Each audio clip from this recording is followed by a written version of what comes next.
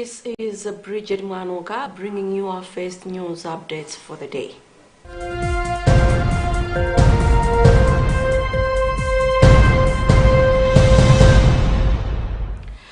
During the general audience yesterday held in the Paul VI Audience Hall, Pope Francis continued his catechesis on the meaning and value of old age and encouraged young people to overcome the generational gap to embrace the credible witness of the elderly. After walking onto the stage unassisted, just using a stick, the Pope reflected on Daniel's prophetic dream about the Ancient of Days, that's Daniel 7 from verses 9 to 10, where he said the vision highlighted the connection between old age and youth. He said everything about the man in the visions is full of vigor, strength, nobility, beauty and charm, noting that the man is described with hair as white as snow, like an old man.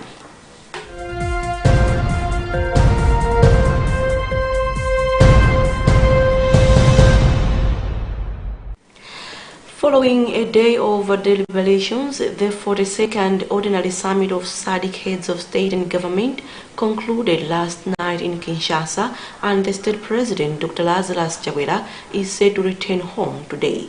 The official closing ceremony included the signing of legal instruments by SADC Heads of State, including President Chakwera, and delivery of the SADC communique by SADC Executive Secretary, His Excellency Mr. Elias M. Magoti. The activities also included the swearing in of a new Deputy Executive Secretary of SADC Secretariat with a closing statement from the newly installed SADC Chairperson, His Excellency President Felix Tshisekedi of DRC. The 43rd Ordinary Summit of SADC Heads of State and Government is expected to take place in the Angolan capital city of Luanda next year.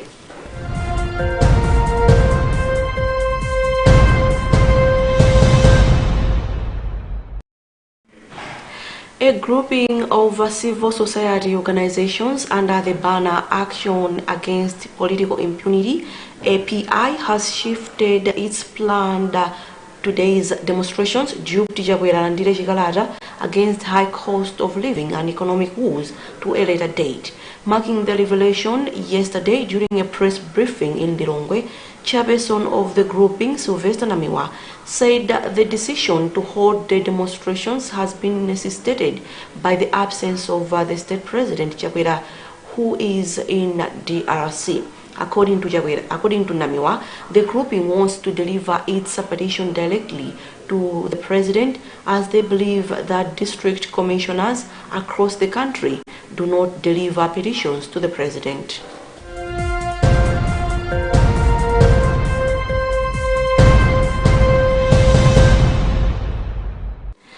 Goshen City, which is founded by Prophet Shepherd Bushiri, yesterday made a donation of 10 million kwacha towards this year's Umlangano wa Maseko Ngoni annual cultural festival.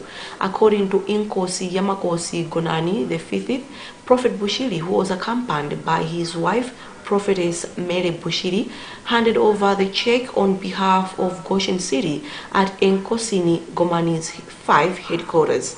This year's event is slated for 1st to 3rd September of Nkolimbo village in Nkosi Kwataini Ncheu, and has been budgeted for 70 million kwacha.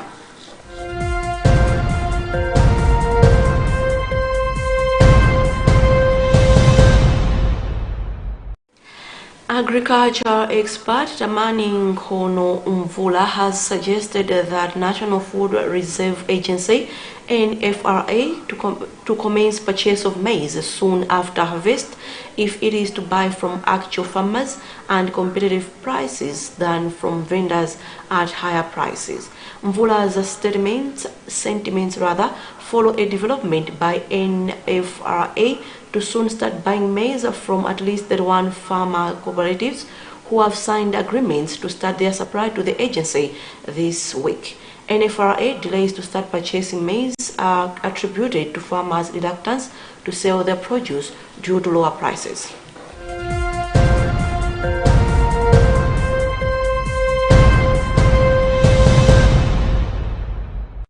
And finally, in international news, at least one person has been killed in Guinea during a day of protests against the ruling military junta.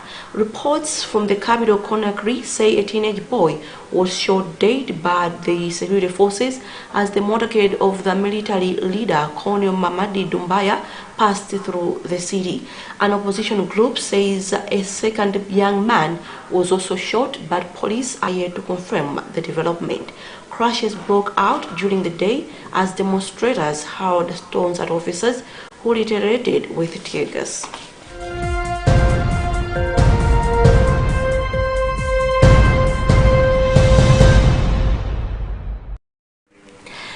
That's all I had for you. Thank you for watching Luntha Television. This has been Bridget Manuka. Continue watching because we still have a number of programs lined up for you.